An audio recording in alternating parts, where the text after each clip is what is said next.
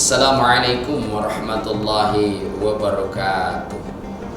Alhamdulillahi adada khalqi wa ridha nafsi wa zinata arshi wa midada kalimati. Asyhadu an la ilaha illallah wa asyhadu anna Muhammadar Rasulullah. Allahumma salli ala Muhammad wa ala ali Muhammad. Para pemirsa yang berbahagia, setiap perintah yang diperintahkan oleh Allah kepada kita memiliki kewajiban bagi kita untuk menjalankannya, dan setiap kewajiban yang kita laksanakan pasti memiliki tujuan. Salah satunya adalah Ramadan yang saat ini kita laksanakan perintah daripada Allah Subhanahu wa Ta'ala, yakni berpuasa.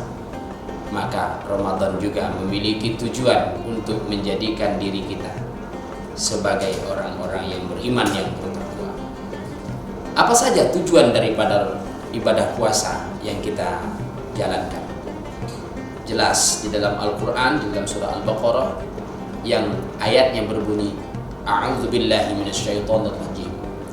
Ya ayyuhalladzina amanu kutiba alaikumusiyam kama kutiba alal ladzina min qablikum la'allakum tattaqun. Wahai orang-orang yang beriman.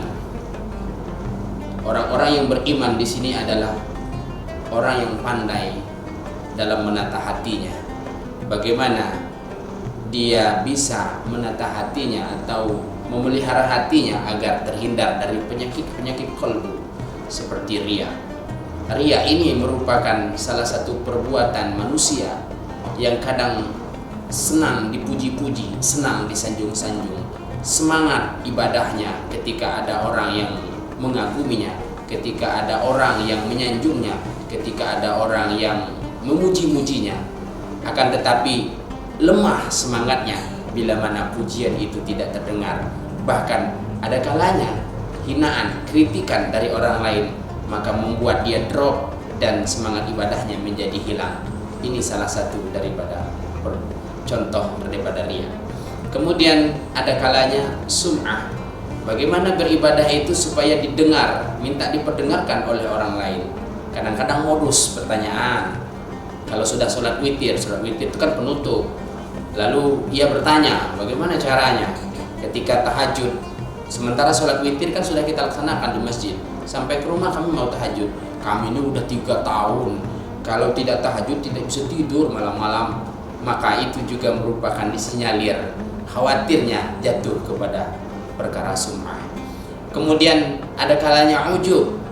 Ujub ini merupakan penyakit hati yang bila mana kita tidak pelihara dengan baik akan merusak daripada ibadah yang kita lakukan secara syariat ini.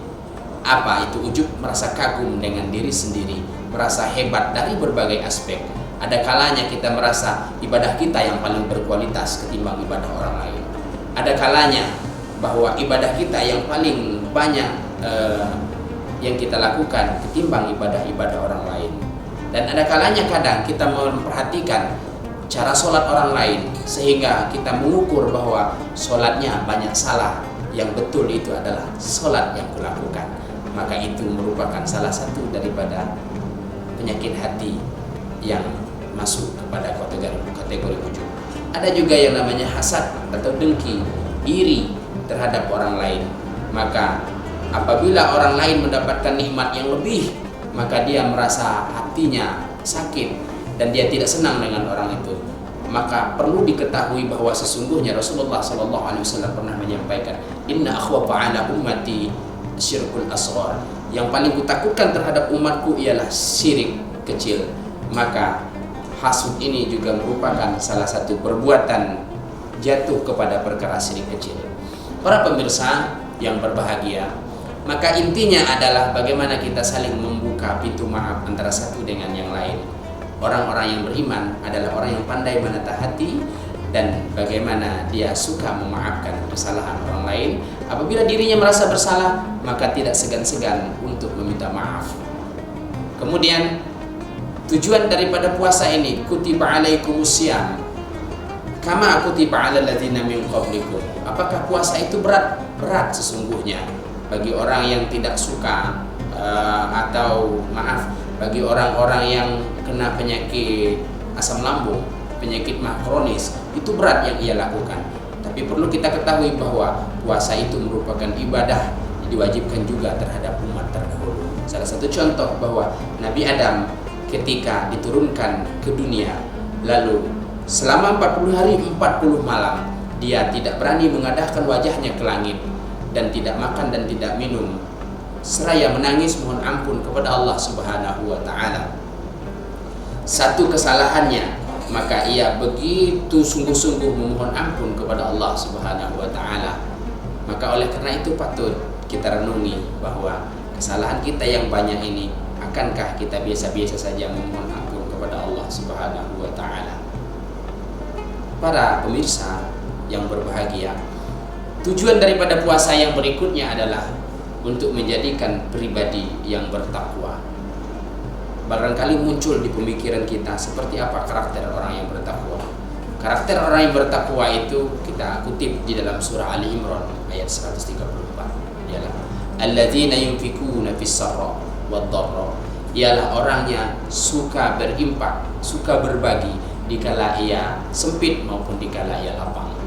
Kemudian karakter orang bertakwa yang kedua ialah wal kaziminal ghaiz. Ia yang pandai mengelola emosinya, walhal dia memiliki kesempatan untuk meluapkan amarahnya, akan tetapi dia lebih memilih jalan yang lebih asal untuk menyelesaikan persoalan yang dihadapinya. Kemudian yang ketiga karakter orang bertakwa adalah wal afina 'anil nas, menjadikan pribadinya sebagai pribadi yang pemaaf. Salah satu tujuannya daripada Ramadan yang kita kerjakan ini ialah menjadikan pribadi yang pemaaf, tidak pendendam, tidak suka larut dalam sakit hati yang berkepanjangan, mudah memaafkan kesalahan orang lain. Maka oleh karena itu, sebagai satu kesimpulan, puasa mengajarkan kita untuk pandai menata hati dan saling membuka pintu maaf. Yang kedua adalah bagaimana kita merenungi diri kita selama masa hidup ini banyak kesalahan, maka sungguh-sungguhlah memohon ampun kepada Allah Subhanahu wa taala. Kemudian yang ketiga, menjadikan kita sebagai insan atau pribadi yang bertakwa. Demikian pemirsa, semoga ibadah kita diterima oleh Allah Subhanahu wa taala dan predikat takwa itu bisa kita gapai. Assalamualaikum warahmatullahi wabarakatuh.